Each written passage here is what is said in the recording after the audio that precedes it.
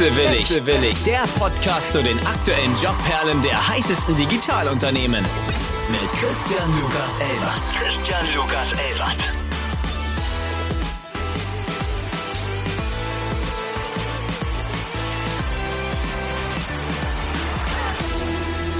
Wonderful good morning. It's Tuesday again, and as you realize, this week's episode is a little bit different.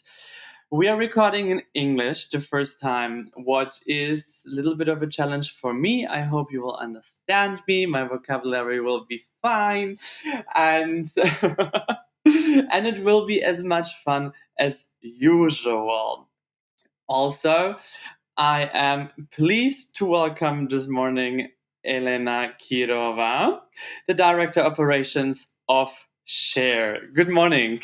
Good morning, and wonderful pronunciation of my name. Thank you for that. I practice all night long. I'm pretty sure. Now, good morning to you too, and I actually hope that you said as fun as usual. I hope we can make it more fun for the first special English episode, but I know it's a hard thing to do, so let's see. No, we like ambitions and we like challenges, so that's what we're aiming for. Also, what I just want to tell you before we started the recording, usually I'm quite preparing a little bit, but I didn't that much this time, since I will think too much and then I will think also like the English part. So I decided not to do it because I think we had a wonderful briefing up front, and I think we're going to hit as many topics as necessary, what are quite entertaining, fun, and teachable to everybody out there. So Elena is the Director Operations of Share. We all know the wonderful phrase, sharing is caring. When you go on the homepage of Share, other people do cool things, we do good. I think a lot of people know Share as the company who started with small items in the supermarkets, but meanwhile there is a huge construct behind it. We will come later to Share, but since you're the guest, Elena, we would like to get to know you a little bit better. Usually, we do it with the section hängen geblieben. I don't know how it translates well in English, but how did you get stuck in the startup business? Hängen geblieben. Yeah, you know the phrase, I didn't choose the thug life chose me. For me, it's something similar, or at least this is how it feels with the startup life and the startup world. I now live and work in Berlin for the past 12 plus years. And I started my very first journey 12 years ago, and the first startup, which was a B2B platform for sales. This was back then the rise of Groupon. This is when really all of those discount platforms were booming. And it was an amazing experience and an amazing joyride, albeit it finishing after 1 year. So the lifetime of the first startup that I worked for was 1 year, which is also not that untypical. I think you've discussed and you know by yourself, being a part of this industry, that the probability for startups surviving is not that big. But this started 12 years ago for me. And since then, how did I... I'm stuck here. I love the dynamics. I love the power of impact that you can have in startup. I love the innovation, the ideas, the speed. I love the creativity of people. I love the bubbliness of people. These are also things I don't like as well. So sometimes I feel like I'm in a love-hate relationship. We all are. Yes, sometimes it could feel schizophrenic, and you know very, very well that the coin always has two sides, maybe even more. Maybe it's not even a coin anymore. But I really got wrapped in this entire building. And I, through the years, discovered, I think for me, this was definitely a self-discovery and a journey to really figure out what I like, and more importantly, what I don't like. I truly saw that for me, this entrepreneurship, building, creating, happening is what really, really drives me. And therefore, for me, I don't feel stuck. I want to find a good expression.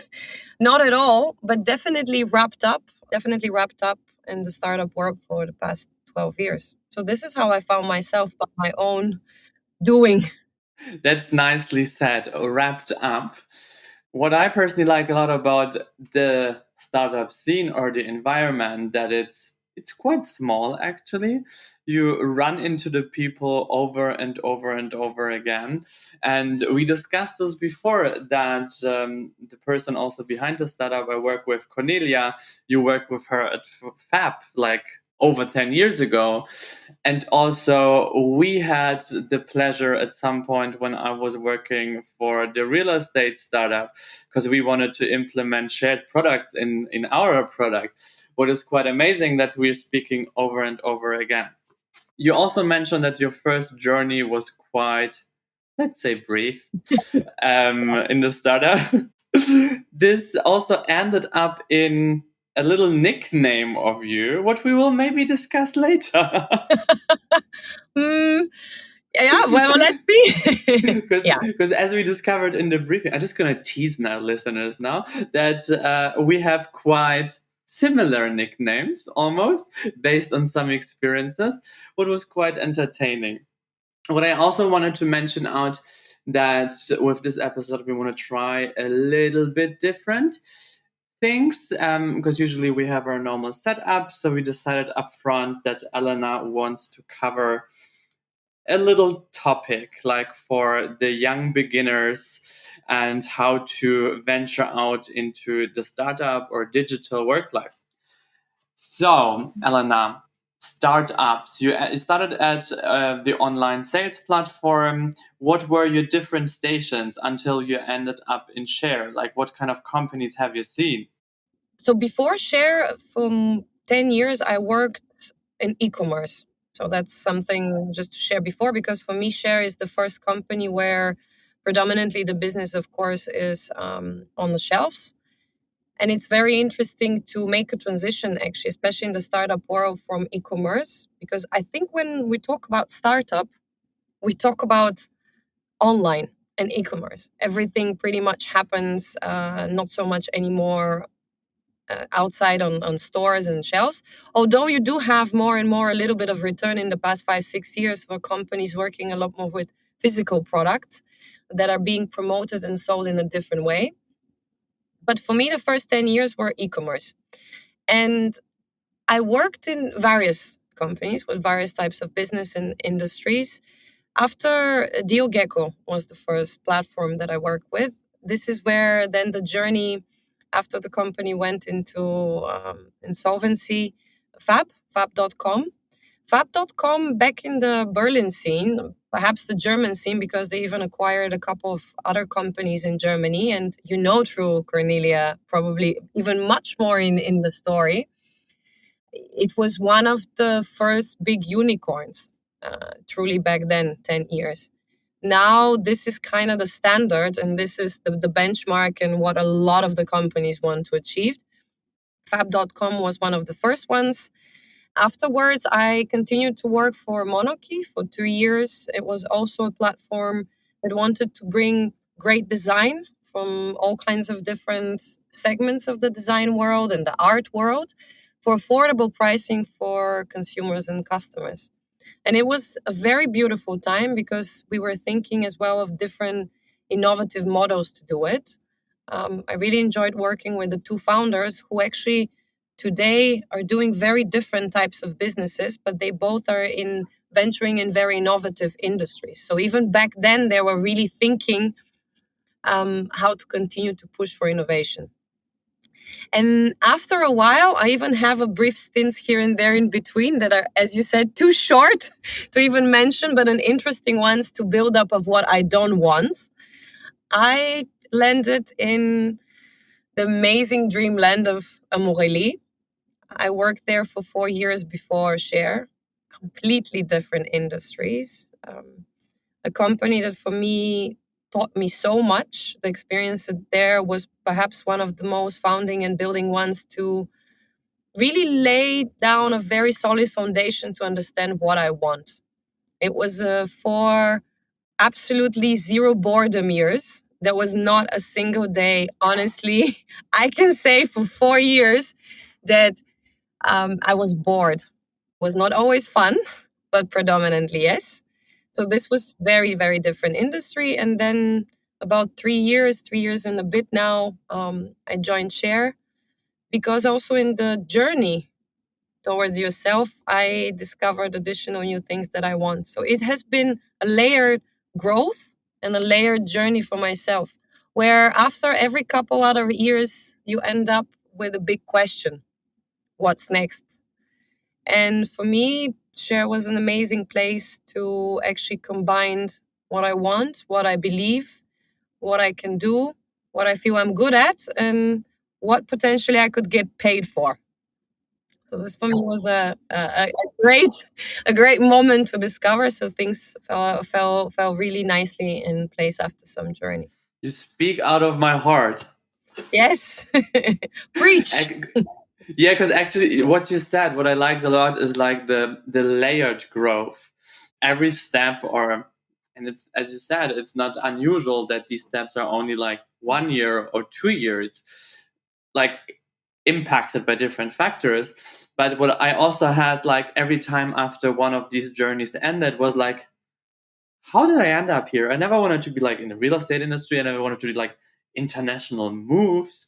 Also, even now, it's like I never thought I'm gonna freelance, but it's somehow leading up to each other, and it's a nice way because it's like impacted by the people, the learnings on your way you had, people guiding you into a certain direction. And as you also said, a lot of things were fun, and also a lot of were not. But these were the learnings kind of we had to take. You said something interesting that sparks me to share. I would say that for me, Share 3 years ago was probably the most intentional choice, with the most thought behind. Because in this growth from the first startup company, when you graduate, if you have access to higher education, but when you graduate university, you just want to get a job. Yes, of course, you have an idea. Surely, you have your list with companies, perhaps interests, but you want to get a job. You want to enter into start your new life of working. So I would not say that before your first 1, 2, even depending, people's journeys are different, but even 3 experiences, you know exactly where you want to land. Therefore, the most important thing, and it's such a cliche, but it's so true, that it's the most important thing is the journey to get you to the next point. For me, after several experiences, I have to say though, changing and starting the current journey at Share was the most intentional act that I have done with my career. To really know and think, okay, where is this going to bring me there next? Where do I want to be? And I discovered myself before joining Share, it was not about necessarily the work. It was more where I wanted to be in life. Who did I want it to be in a couple of years? I don't want to sound too romantic as well. Clearly, there is important factors when you choose the work that is strictly professional, financial. But I really started to think and consider more where I'm going to be as a human, what makes me happy. And that was something that I discovered only after 8, 9 years. But do you think, because I experienced the same, I mean, it was a feeling, I always trusted my gut feeling. So I thought, okay, this is an amazing opportunity. But I didn't like think through by then the impact, the mission, the vision. I didn't do this at all. It was more, okay, will it bring me forward to a certain point? And I think what changed a lot right now is the new generation, that they are considering from the very first job. First of all, does it have a purpose? What is the mission? Who am I working for? I mean, that's also like the intention of Wechselwillig, to present the people behind the companies. And the young generation or the young talents, they want to know, I'm going to sacrifice my time, I'm going to sacrifice my energy. What will I do with this? And what will people or companies will do with this kind of energy? I think this is like the special shift in the 10 years that we didn't, like, maybe some people did, I didn't, I would do as well. But I think you see this also in the journey of a lot of founders. They founded one company, they exited the first and the second, and of course they have now the money to do something good, and most of the people do, and I think this is amazing. But I think it's going to be super interesting to discover and also see how the younger generation will do this. I'm really fascinated. I mean, I'm right now 38. I have colleagues with who, not exactly 20 years, but actually 18 years difference. So it's really, I have to say, very interesting to observe the interactions. And I feel, that's going to sound really, really bad, I have to say, but I feel young at heart, young in my mind. There are definitely differences in the mindset, different in the thinking, and that's wonderful. So I, through the work now at Share, as well as even some candidates from time to time, I observe definitely a shift, as you said, in this thinking. Absolutely, a lot of companies nowadays, it's so popular and it's so hot and sexy to be purpose-driven. How many times have you heard or read this phrase, purpose-driven? Yes, the younger generations, but also there is a shift in, I don't want to say older generations, I'm millennials. People are considering in general how they spend their time and energy. That's certain. Especially after you have a particular buildup of knowledge and skills and money, and you have acquired a taste, you do very purposefully decide where to choose and work or not work, for who and what to do on your own. But you said something that a little bit triggers me, and I want to throw you back the challenge. You said the word sacrifice. Where do the people sacrifice the time and the energy to choose? The younger generations. It was an interesting choice of words.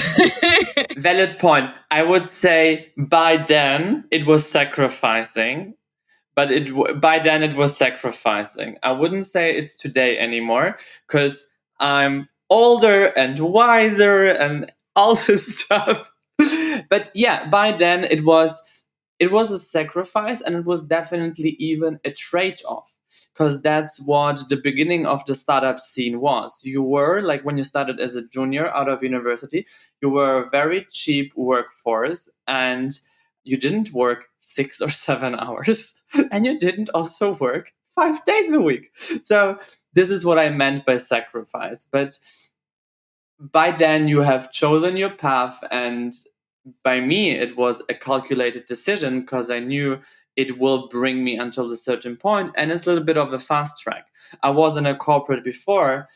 I mean, it was a big German meaningful corporate, what is like designing the entire German industry.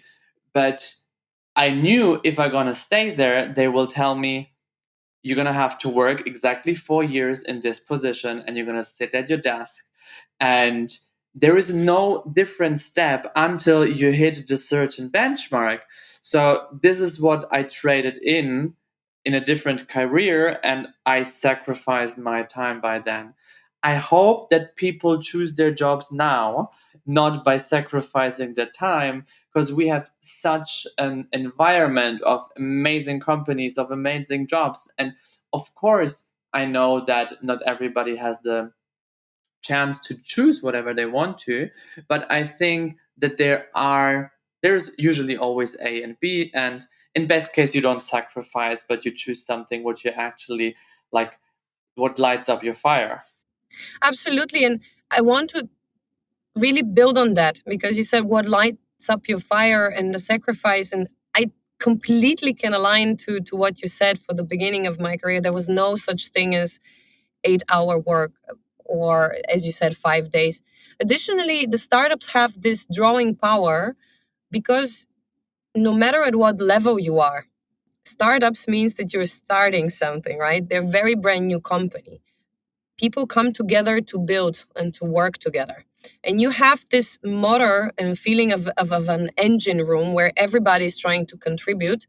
And it's very dynamic. And a lot of times it can truly like suck you in a complete vacuum. So even when not working, You are thinking about work, you're thinking about colleagues, you're thinking about the next thing. So your thoughts and mind are really, truly, completely into the startup. Furthermore, you build a lot of your friendships, a lot of your connections, your community through the place of work. And I really want to build on this, what ignites your fire, because I do see a difference of how people approach, of course, nowadays, their choices about an employer and where to work. And undoubtedly, we all want to work in a company that has more meaning that let's just sell this product and let's just sell this service to make a bit more money for the founders or the shareholders. And one of the beauties that I wanted to share with you, and when we started the entire process, was not every company is purpose-driven. In reality, let's be honest, how many for-profit, purpose-driven companies are so altruistic that purely you can say that are purpose-driven and there's nothing behind it? And I want to share that for me, the discovery here for many people, I invite them to think about their purpose is not, I want to find it. You build your purpose. You make your purpose. It's not that the organization is going to come and give you this great statement and a mission of life, which you then follow somehow. And yes, please take it and take me on this journey. So there it is. Take it. Yes, here it's your vision. Here it's your purpose in life, at least work life. I truly think and believe now, after those 12 years, let's see where the journey is going to take. Yeah, I'm sharing a point of view. I absolutely don't have a claim and a stamp of this is how it is. The work itself, though, could be the purpose to be of service to yourself, to others. This is something wonderful that I see a shift, that a lot of people don't take a look at what they really enjoy and how they want to craft their work. They don't invest necessarily that much in building a craft. Particularly in the startup world, it's very, how to say, it's predominant that you try very fast to scale, very fast to jump through levels. You could have titles are flowing around like crazy. You know this very, very well. Today, it's not a problem to be at the age of 26, 27, part of the C-suite. That's not inherently good or bad. I'm not saying what it is, but you can imagine that in the lifetime of the person working and reaching the level to C-level, and at the age of 26, there simply just hasn't been too much investment in the time to do something. To be a master of your craft, by definition, you have to repeat something 10,000 times. 10,000 times. I don't know anything in my life that I think that I've done 10,000 times. I am not sure. I have to really think about it. So, you know, the purpose and what you look for as a younger person, but even myself, and as I said, I'm not that old. We're not that old. I'm not giving up yet. Could absolutely be to invest into your crafts, into knowing yourself, to invest in yourself, to build into your understanding of who you are, both in work aspects and what you like. I mean, work takes more than 60, 70% of our time. Of course, it could differ and be different for different people, but let's face it, it doesn't matter flexible working time or not. It takes more than 60, 70% of our time. There's another trend, and you know that it's probably picking up and becoming more popular. You know the concept of retiring at the age of 40. So people don't want to fall into the old concept of you start your work at around mid-20s, and then you work to, depending in which your country as well, land, up until your mid-60s. So these are 40 years in which you have to contribute, and a lot of the people are not buying in anymore into this vision and idea. And this trend of let's retire at the age of 40, I became accustomed to it maybe about 4 or 5 years ago when a colleague in Amorelie shared it. He was very much into investment and the pickup back then from some of the new startups that were allowing international trade. And in lunch breaks, I could see him just being on the phone, and I was like, I was so very fascinated. What are you doing? He was like, yeah, I need to take care of my portfolio. I was like, what are you talking about? Working on retirement. working on retirement. And he said, I hope I can retire by 40. This was, for me, a very, very big novelty back then. And it's per se not necessarily the idea that you retire and stop working, stop investing in yourself or contributing, but it's that you're financially stable, that you do not feel the need anymore to work after that. So this was for me, I'm almost 40 and I can tell you I'm not there yet. I'm definitely not there yet. I think it builds up a little bit of what we discussed before, that you worked for somebody else and you didn't have it didn't light up your fire. So you just aimed to the point that you don't have to work anymore, that you have financial stability, and then do whatever you want, what makes you happy. And I think if you find this earlier, first of all, it doesn't matter that much if you're going to work that long or longer than 40, for sure. But maybe if you find earlier what is your vision and your mission and what is fulfilling you, maybe you will already that successful that this is going to happen. But forcing it can be a little bit difficult. Absolutely. And for me, it's not the goal to retire at 40. I love working. I truly enjoy working. I enjoy building. I enjoy doing. And you said it very right. I hope that more and more people entering in their first working experience into the workforce look more into what gives them joy in the work, what they really want to invest, and build upon those habits to work hard. Working hard doesn't mean to stay 17 hours in the office or at home or whatever it is and to not have a private life. Working hard, those means to invest into the craft, to really explore and to really just see where this journey takes you. And this is going to, I hope, actually make a lot more people happy discovering who they are, what they want to do. I want more people to be happy in the work and walk around the world to be more self-content, to not expect a company necessarily to give them somehow a purpose of life or work, to have their own ability in mind to keep on pushing. And for themselves, I think right now, if I was entering the workforce, first of all, I'll be quite concerned. The past 3 years have been something that I think from a global perspective and business perspective, societal perspective, we haven't seen yet in our lifetime. I mean, the two of us and the people where we at. So it's a very confusing time. It could be for the younger people really difficult to navigate. But that's why investing in themselves, learning. Another thing I really wanted to share when you approach me, reading. Reading is so crucial to understand better how everything works, even if you wish, including your own self.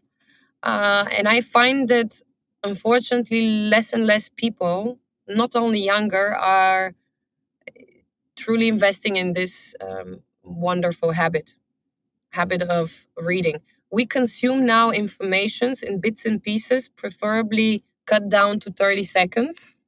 And podcasts? The podcast is longer than 30 seconds, but no, you're gathering in a way different points of views, and this is also very important. But that's what I meant. We are the information flow, how you get to learn about things around you, the surrounding environment, starts to be not too much thought-provoking. So it's not only about the podcasts, and I'm not only talking about either of the social media channels, but it's to be critical of how you build your knowledge and your information. And yes, it's very difficult to say that you can build substantial as well business knowledge, by the way, through a 30-minute snippet on any of the platforms. It just trains and programs your mind not to think. And furthermore, it is being pre-programmed. The algorithms decide to think for us what we should see, what we should hear. So reading at least could allow you to build on this critical thinking, a more analytical mind, which I think we need more and more. Very, very important point. We talked a little bit about your journey, and you also had like a good amount of input for the younger generation. one question before we're going to head to Share, the company you're working at, because some people maybe don't even know, or they saw the product and maybe they think, oh, they sell water. That's amazing. Did you always work in operations, or was this an enlightenment on the way? I never thought about it in this way. I think I'm going to borrow it, if you allow me. Enlightenment on the way. I mean, first of all, operations is a very, very big area. You can pick and choose what to throw in it. It's I like love sales. Yeah, a little bit. It's like a mystic magic word. And you just attach whatever you want there. I had this little bit like with the last guest, the black box of business development. Lord, it can be everything. Absolutely. I love when we launch positions, and sometimes when we're not sure certain, you're just like, yes, it's a business development. In the end of the day, it covers. Yeah, no. So operation. Let's say I will say it from now on like this. Thank you very much for that. It was definitely an enlightenment. I have done different things. I sometimes think of myself as a Swiss knife. Very broadly, I started in purchasing. Account management, building a lot about relationship with external partners. And I've been on both sides. I've been on sales. I've been on sales for a couple of months, and then I said, never, never again. I will be on the other side. So mad respect, actually, for a lot of people working all kinds of sales. Then before Share, my experiences 7 to 8 years was truly in the more buying, purchasing, procurement. In Amorelie, I also fell in love with project management. There was quite a lot of things to be handled and to organize for a lot of the private labels of Amorelie. I really had fantastic opportunities to take care of several very big projects that involved working with every single team, with every single area. And that just builds a lot into the understanding of how companies that build products, launch products could work. So there, I also dived into the topics of supply chain.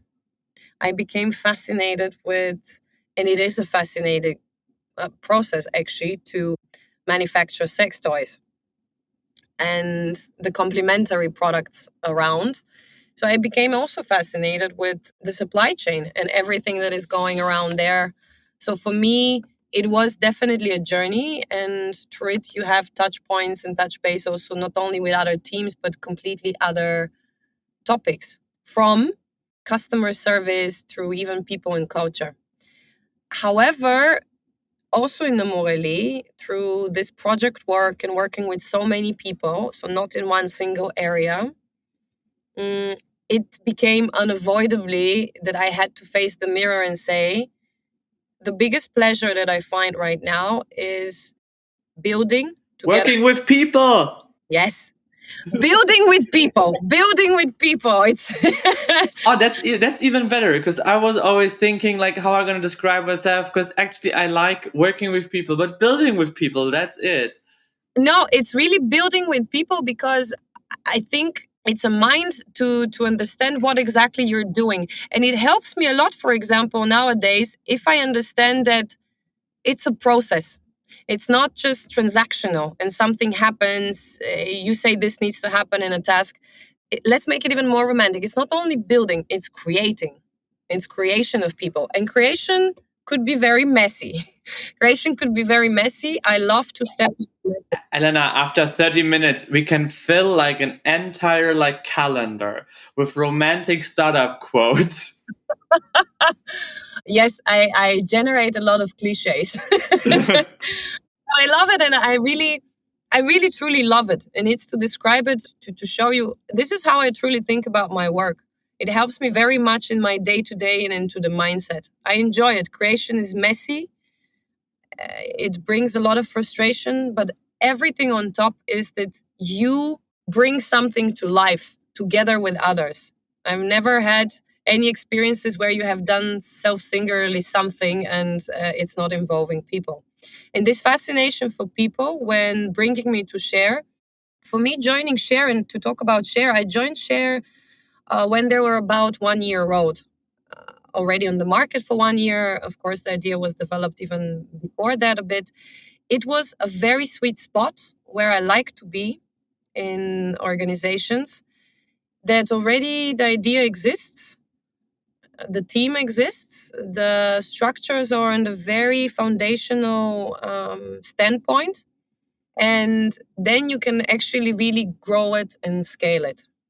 And this is the moment where I joined Share, and I have the opportunity in the operations, as you said, to be responsible from the classic type of operation, from the day-to-day policy making, including operational and organizational processes, but also people and culture. I fell in love with the entire area. The team knows I tried to rebrand HR.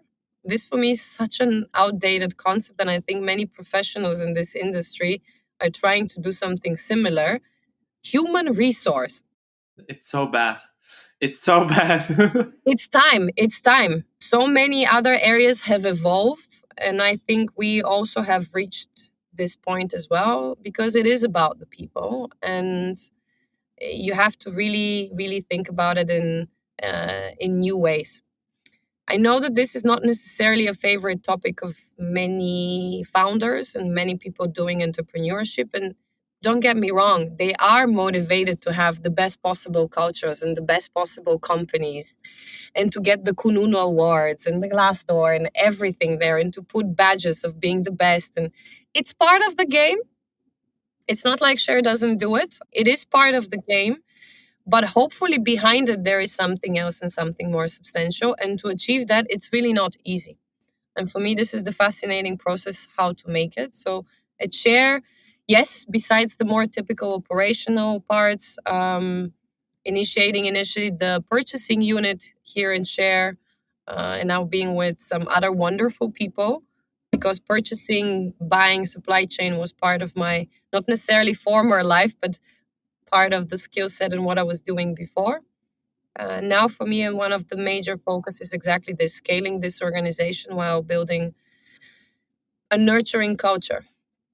And that's been a crazy ride journey. So you helped to grow Share. We talked a lot about Share, like in general, you working at Share.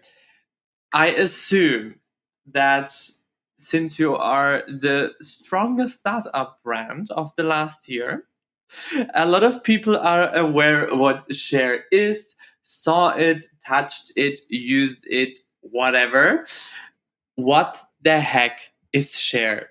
So there is something with products, there is something with donations, there is humanitarian aid, and I could try to present Share, but I think this is your time to shine. Yes, here's my 30 seconds.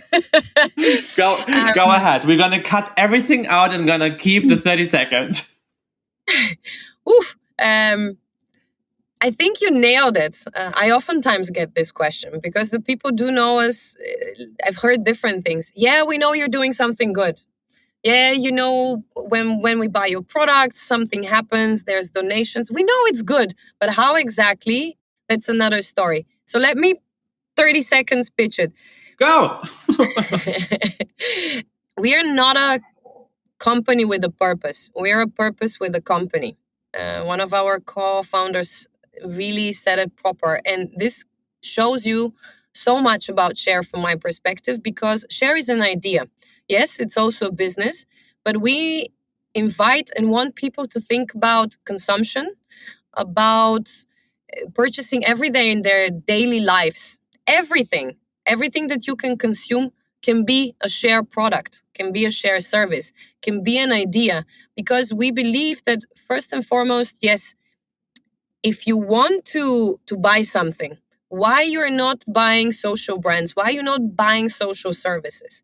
Share wants to be an alternative and offer to many people who like to consume, want to consume, need to consume, a choice when they consume that they contribute for improvement of the life of another human being. And that happens in multiple ways.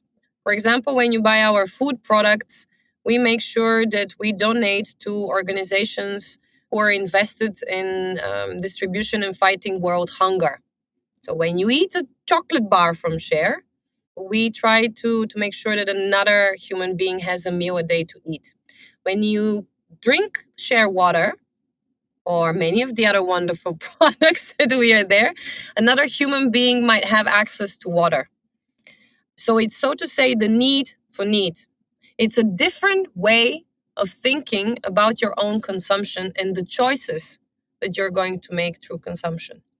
So this is Share, and Share can be everything.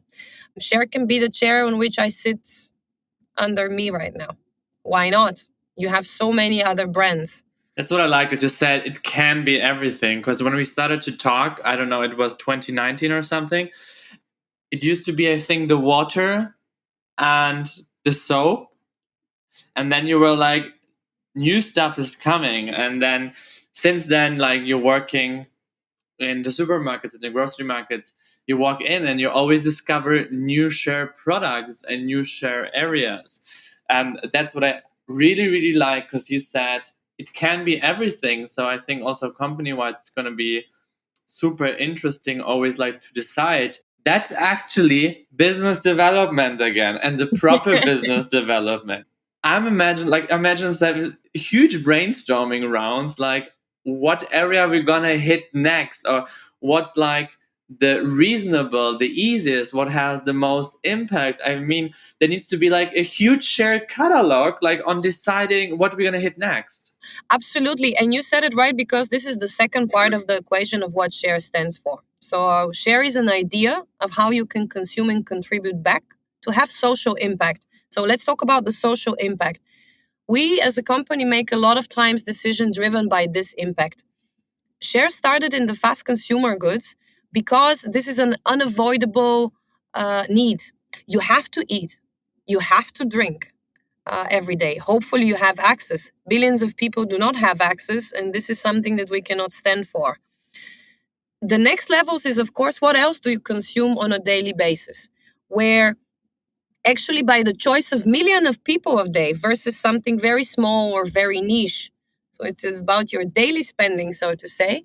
We are driven by this impulse to have impact. So a lot of times when we make decisions of where we would like to enter, the industry, hint, hint, not only fast consumer goods, you will see us in multiple other places. Can I spoil something? Maybe. That's what I wanted to go next anyways. When I checked the job descriptions, there is maybe something already written on what kind of area you would be working on. In one of them, there is telecommunications. Look, as you said it, where else? What can be the next idea? So we are driven by truly to make Share something that is not necessarily only products.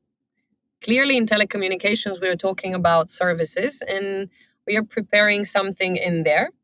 Because nowadays the connectivity and, of course, everyone, almost everyone, I don't want to exaggerate, has a phone, and it needs to have a phone plan, phone company. So yes, this is one of the new verticals where we're going to head. We will have more though. So that's, like, as I said, that's the pure business development without the shady salesy flag. Yes. No, definitely. And you said we are actually looking. One of the positions that we have, and it's very hot and it's very interesting from my perspective, is the strategic project manager. Yes. That's what I picked, actually, because it's such an amazing position. And I say this to a lot of our guests, because actually we are picking the guests, the companies we like, the purposes we like, how they like, the people we like, how they build up the entire organizations. And I have the tab open, and of course I'm gonna say I would like to apply for it. But I think that's the best intention. I want to advertise jobs or positions where I would say this is something what I haven't seen in a very long time, because it's nailing it. Oh, thank you. I think you might have a good chance, at least For sure, for a first interview. From there on, I don't have necessarily influence on the process. But yes, no, this is a Would very I be working for you? no. Well, we will be working all together for share. But no, I would not be in the. You wouldn't be my direct report. No. Then I'm not filing in my application. No.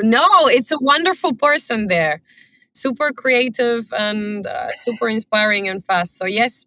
Then let's switch the topic a little bit of if I would start as a strategic project manager in new business, what would I expect by working at Share?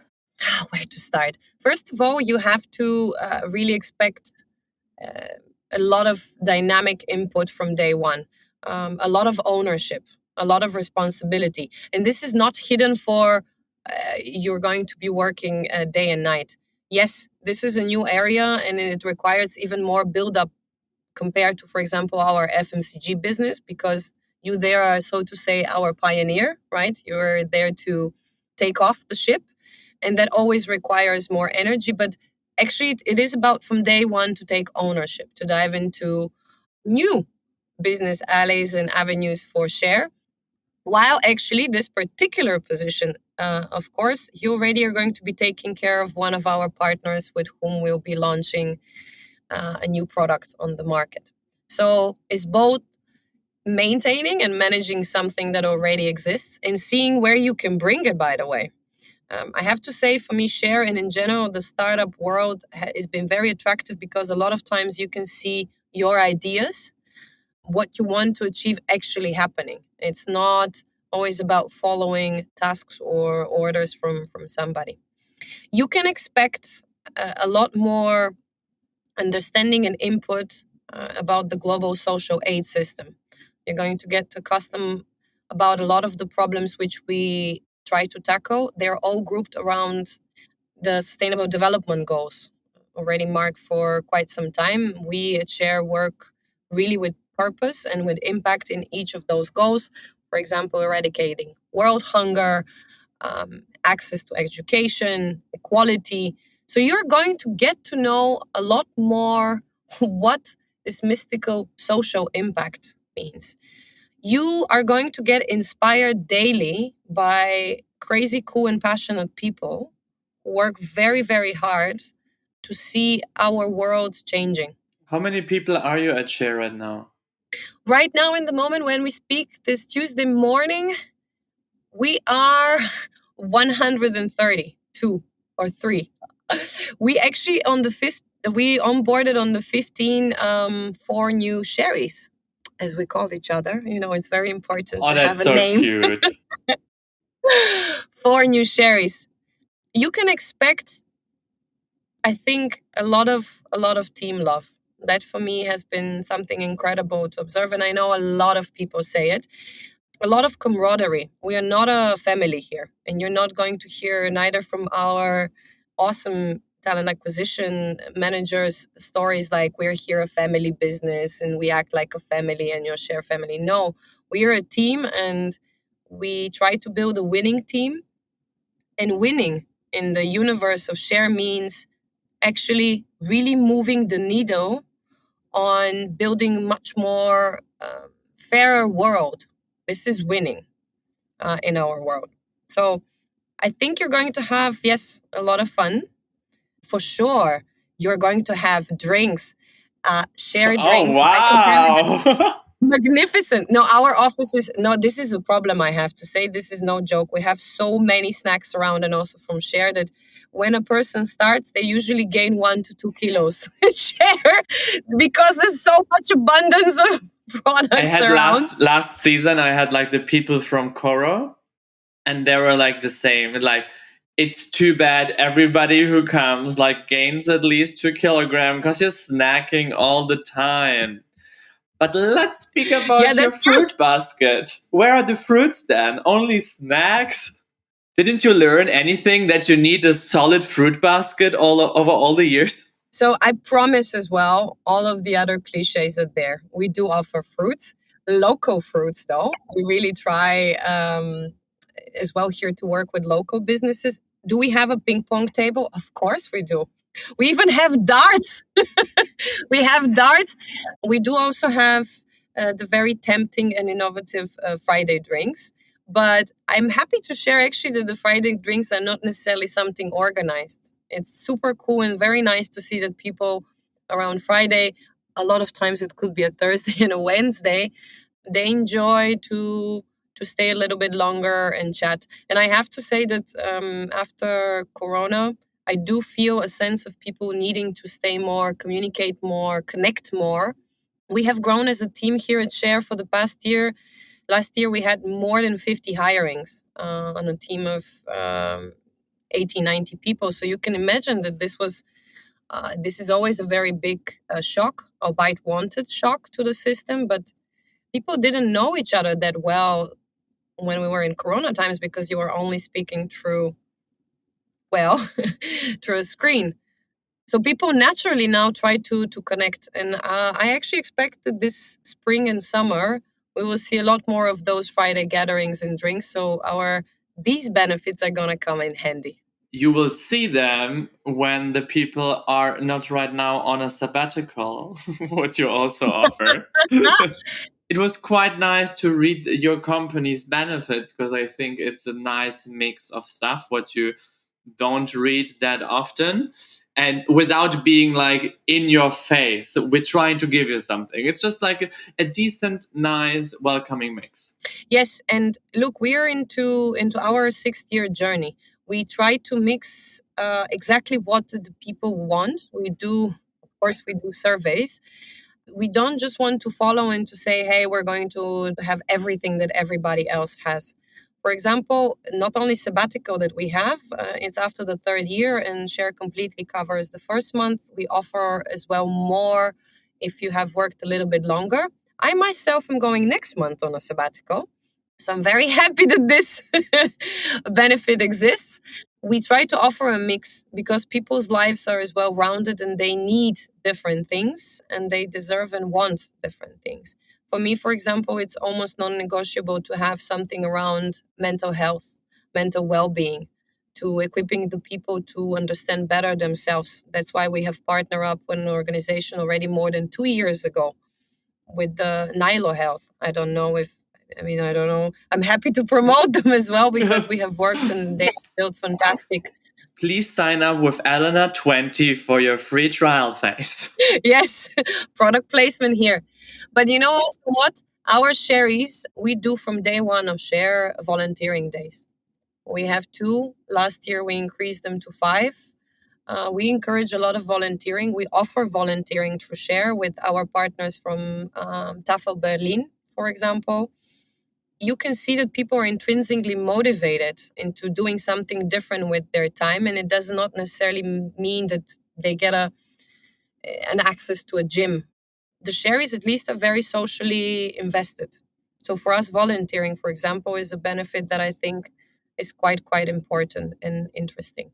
We additionally considering and have conversation within the organization, what people really want and what people really need. And we, of course, see what we can afford and do. We are very transparent internally, by the way, for how are we performing and doing as a company. And I have to say, for me, Share is one of the most open and transparent companies in this sense that I have worked with, that people at all times could be aware of where we at. And this is very important for those conversations where you choose what to do, business-wise, but also in terms of benefits. I know that we touched this topic before when we spoke the first time. There is like the visa, like the programs for employees. Is there something like this at Share? And also, is it even possible to have something like this at Share when you think that technically you are working on donation, you want to provide something? It shouldn't be such as business driven, even if it is a business. I mean, it's like little on off situation. Thank you for this question, because I think, and I get this also often from people from outside, even from friends with candidates, we are actually very high performance driven and we try to build a culture of high performance. people try to shy away sometimes for the word performance because it is associated perhaps a bit negatively, and is something too driven and too negative. We expect and want high performance. High performance is defined in various ways, but of course there's several terms that go around it. So we are not necessarily how to put it. Maybe some people perceive it as a too hippie or a bit more on the kumbaya side, even if you wish. No, part of knowing that we have responsibility to change the business world, again, how you actually make money and how you contribute back through our model, for example, as you said, the donation, is to know that we have to work extra hard. You have to know how to play in the game. Do you remember the movie Matrix? Yeah. Sure, I think even the younger generations know it because of the fourth part in installment. Do you remember one of the quotes from there? That you have to enter into the matrix to know how to destroy the matrix. So you have to be smart. You have to understand, look, we compete with big brands, with big corporates, as well as the smaller ones. So we want our game to be always on top. This doesn't mean that you cannot try to do things in a different way. So for us, high performance is actually something important. While of course it could be difficult. Look, I don't also want to paint a picture that we've figured out everything. It could be difficult to navigate for sure. In building, we have so passionate people for social impact, for social justice, that a lot of times we have dialogues and discussions around business decisions that might not be necessarily straightforward, what we will always dream of and intuitively would like to do. But you have to make conscious choices until we're at a different position. I'm just thinking about two different scenarios. When you have somebody who comes and joins Share, is like, for me, it's just working at Share. This is amazing and I want to contribute. And of course, you're going to have a talent who says, for me, it's like building a company, a business with this sharing aspect. But of course, I want to have my share of the company. And I could imagine that there could be, for example, a conflict because, of course, you want to build up a startup until a certain point to sell it, to exit it, to whatever. And I think it's super difficult to, for example, the scenario sell, share somewhere, because you give everything out of hand and you don't know what's going to happen with the company, with the purpose. It's definitely not a straight way and it's not a shortcut way. But I think that makes it super, super difficult because, as you said, you're entering the business or the matrix to destroy it and redefine it. Well, let's not say, I didn't want it to sound too like destroyed, but yes, redefine it. And we have to walk the walk in certain points. You asked me specifically for the ESOP. Yes, we want the people to feel part and to show them that as well. We do have an ESOP program. Yes, that's the answer. Already for more than 2.5 years.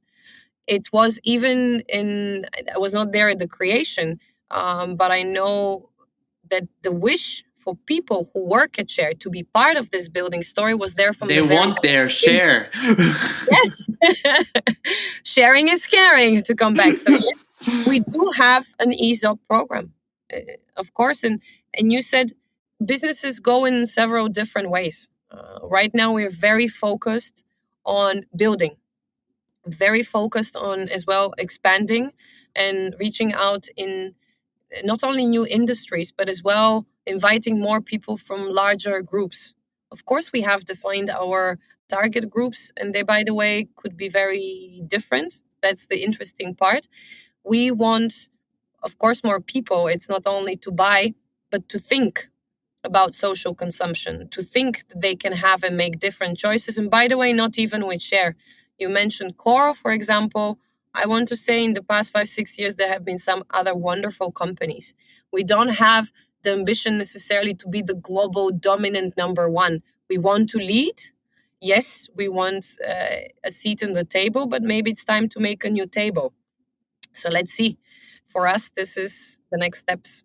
You mentioned global domination. When will we see share in different countries? Well, we already have for more than 2 years now our products in Austria, even in Czechia.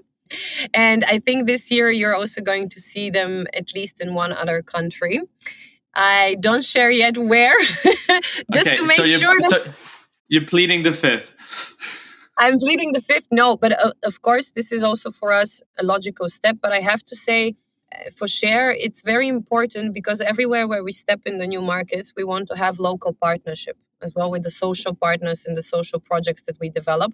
So for us, it's not a straightforward necessarily. Let's just launch on the shelves of a retailer. We need a bit of additional work, and we need to make sure that we can build this social footprint as well in the countries where we enter.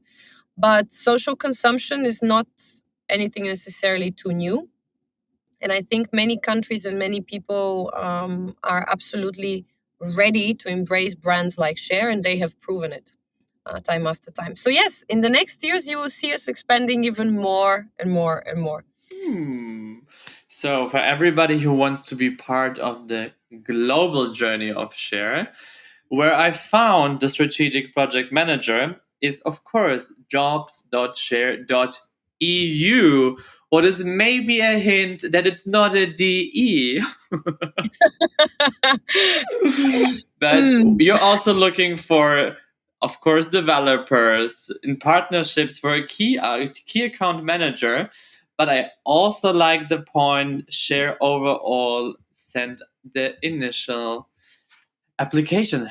Not initial application. Initiativbewerbung. Oh, amazing. Yes. I teased a little bit in the beginning, and maybe you're going to answer differently. We're coming to the point where I'm asking the people their crazy startup stories, or maybe it's a mix-up of the story. Maybe you want to tell us something else, or maybe you want to refer to your nickname. I don't know. I don't know. I don't know if I want to refer. No, I definitely can refer to the nickname. And, we've joked about it before the recording. My parents, after startup number 3, within 4 years, started to call me the exterminator. And they call me this because the companies that I was joining, unfortunately, afterwards, something happened, didn't work out. And I think when you shared your nickname in your family, which is also a pretty good one, you really made me think, but of course, this is actually something very common.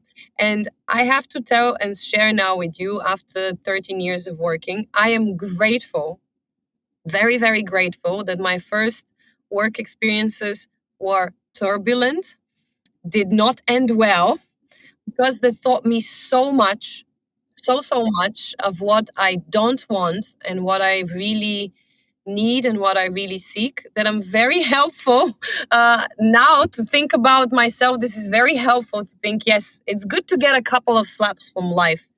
It builds, it shows you that you can get up. So yes, I was the exterminator.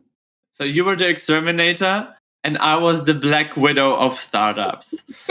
I have also friends who are joking around. So you want to get your startup bankrupt? Hire him. Yeah. That's a fantastic promotion. No. Have a look on my LinkedIn slogan from tomorrow on.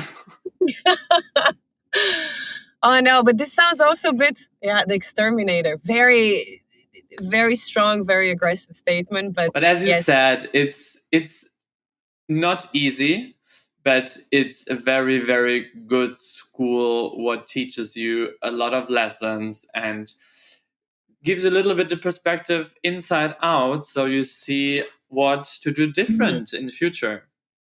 And definitely, because that's also what we thought, it's not bad to fail, because the ratio of startups who fails are insanely high, and that's a natural process. I mean, the startup industry would be completely overswapped if it wouldn't be natural, because there is only one product market fit, and it's going to happen over and over and over again. Yeah. But I I really think, sorry, go ahead. No, I just wanted to say, I think it's healthy. I think it's good. Of course, people should not aspire to fail. And we can throw a couple of more cliches around what failing in reality is. But I think it's good. I think for young professionals, it's good to experience, not necessarily insolvents, but it is okay to have a couple of tougher lessons because this only teaches you, and that's exactly this journey that we were speaking about, and that's so important and so good. And people afterwards, when looking back, they're going to laugh about these experiences because they're out of it now. I don't know if you're still the Black Widow. No, I haven't been called by my family the exterminator for some time.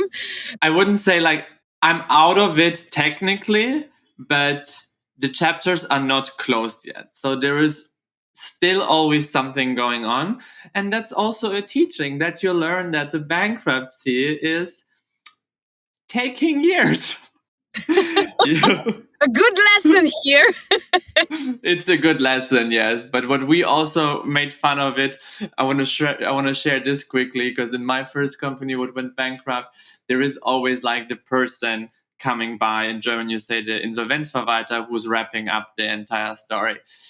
And by then, I had a legal counsel, and the Insolvenzverwalter walked in, and he was like, "Oh, that's not a good sign," because I know him, and I was like, by then, young, stupid, and I was like, okay, dude, how stupid can you be? Like, finding a company, what fails again? Long story called short, a few years later, I was in this position, and this wonderful man walked past me. Same guy. Same guy, and it was an amazing day in the office. Everybody was happy, and I saw his face, and I knew exactly, guys, shit's gonna hit the fan. And guess what? I found the company again. You can laugh now, and it's good.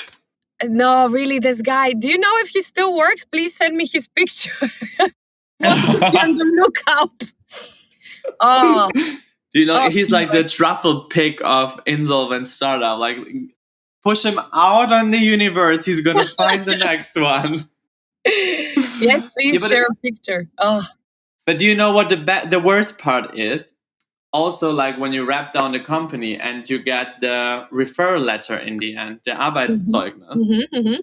Sure. Technically, when you wrap up the company, nobody can write it to you anymore because everybody is like laid off immediately. So the first startup, I got a referral letter from this Insolvenzverwalter.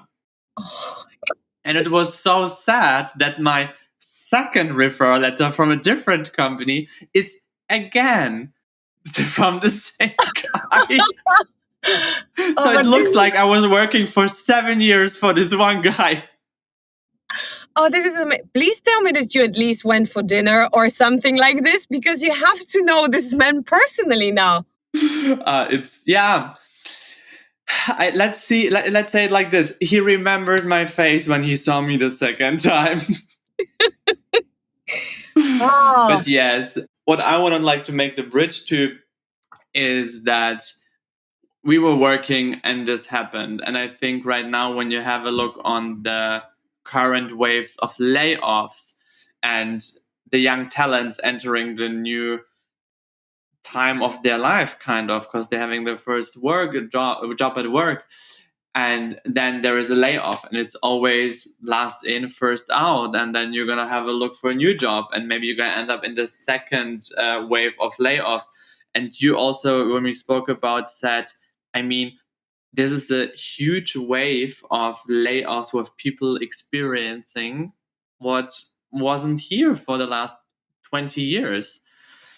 And it's super important that like these kind of people don't lose their faith in human mankind or in job opportunities. Yes. No, I really don't envy, and I feel a lot of empathy for the younger people starting their first, maybe second work experiences. It is tough. And one of the reasons why it has become for example, compared to 2008, 2011, tougher, is because you have so much more media exposure and so much more chatter and noise about it. Last year and this year, there has been the biggest layoffs that we hear, of course, are from the big tech giants from the States, right? From Meta, Amazon, you pick a name. I mean, right now everyone is there. You know, I don't know if I can swear in your in the podcast, but the situation in Twitter. But observe this because it's very interesting exactly how media can turn the perception. Even right now, all of the layoffs that have happened, which on a personal and individual level, of course, are very, very dramatic and are very tough for the people, for their families, for their friends. Still, even all of the layoffs that have happened have not reached the number of people that were employed during the pandemic in all of those big tech giants, including here in Europe and in Germany. This chase for the growth that was happening, even with all of the layoffs, there were still more people employed in the last 2 years. But because the media now picks it up and talks so much about it, the feeling for the younger people is, oh, this is really, really, really a tough situation and a tough market. We experience and also see that Berlin, Germany, in general, Europe is quite impacted as well. And the situation now is different. We're not talking anymore about chasing super growth and those big unicorns, those massive valuations, and really blowing up the bigger the balloons. Right now, the word on the street is a lot more about profitability, stability, really investing into long-term and more sustainable industries where you can see growth. It's not about a 3-digit growth anymore. But do you think young talents are actually looking for workplaces what scream and say, we are a safe place, come here? Is it something what people are considering because they're too young and already afraid of failure of the company? For sure, I have never experienced as often being asked the questions about how are you doing financially as in the past 7-8 months from younger people. Of course, in the more senior levels, regardless of the position, people do ask a lot about the health of the company. We are as well a startup. It's very interesting, the donation model, how exactly it works. So people ask more. But in the past 7-8 months, yes, we have exponentially a lot more younger people asking around this question. And it's more for them, I think, a probing one to see how you respond, because they might not necessarily navigate and understand fully what does that mean. They hear a lot about layoffs.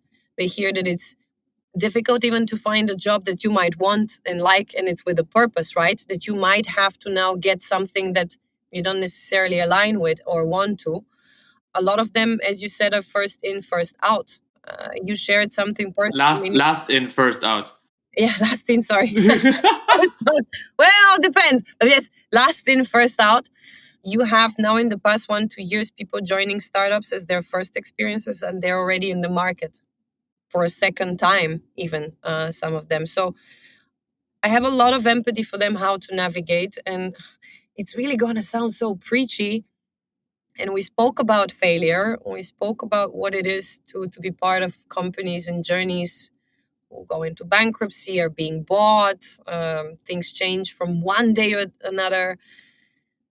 I just want to say, hang in there, persevere, invest in yourself, read, even if you're without a job and are looking or between jobs or have concerns, try to really invest and know yourself and what you want. Because when you're also, that's what I meant in the beginning, have a good, hardworking ethics. And it doesn't matter where you work, if it's in marketing or operations or you're an entrepreneur and want to build something on your own. Just invest in yourself. Try as hard as possible to filter all of this noise and messages. I switched off LinkedIn for just 1 week. I wanted to share around in the holiday period now, and it was wonderful. I saw a lot more people. It's a bit trendy now, the digital detox. I didn't do full digital detox, but when it comes to business, I really switched off a lot of those channels not only LinkedIn, but how I get and consume information. And I felt better. I could feel my mind clearing up and really starting to focus on things that I know and are important, because the skills and the knowledge that the younger people are building and we are building, this is something that nobody can take away from you. Even if this is related to the job, and yes, unemployment can end, and it usually does. I mean, especially if you are in the startup world. Yes, it usually does. Well. Yeah. But also I mean, you have those experiences. You've gotten up several times, right? What kept you going? What kept you going? I think I was actually, the first time was it was shocking. It was like also kind of depressing. I think what made me feel worse were the reactions from others, because I thought I had the mindset of this is a business, and I was aware this can happen every time. And also when I was hiring people, because we were a hyper growth company and I had hundreds of interviews over the stage of the years, I always said, be aware the journey you're signing up to. And if you're ready and if you want to take the risk, it's fine. But be aware this journey can't end every second. And if you have financial responsibilities, what you need to fulfill, and you can't bridge 2-3 months for looking for something else, then really, really believe in it and be aware of it, because this can end up any second. And I would say this is what saved me somehow, because I had a realistic approach and I knew what I signed up for.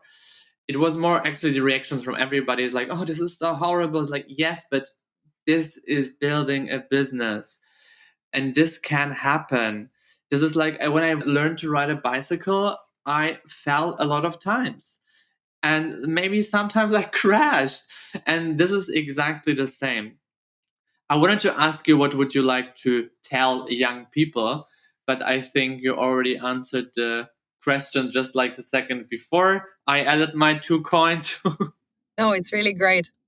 I am fascinated as well by them. And I want to say, just be you and just continue to believe. You will be shaken so many times. You'll get so many no's. You will be pushed so hard. Invest in yourself. Know what you want and know yourself. So don't be afraid to face the mirror and tell yourself what you want, but then go after it. I want to retire by 40.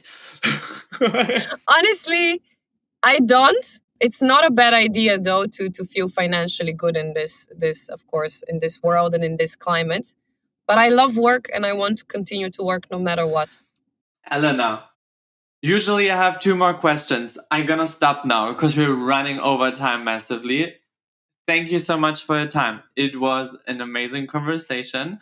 I hope that the young talents out there could learn a little bit today from us and go a little bit more optimistic into the world out there. For everybody else who wants to apply a chair, as I said before, have a look on the job platform. Ping Elena if you want to work in like operations. And to be honest, I would like maybe to invite you for a second time for a little special episode where we can share a little bit more about our personal experience, because this is actually super, super fun to talk about. Thank you so much. Thank you as well. It was a pleasure. And everybody who will see in the supermarket a little share product, buy it. Do your part. Absolutely. Do good. It's easy. It's easy to do good. Thank you so much. Bye, Elena. Thank you. Ciao, ciao.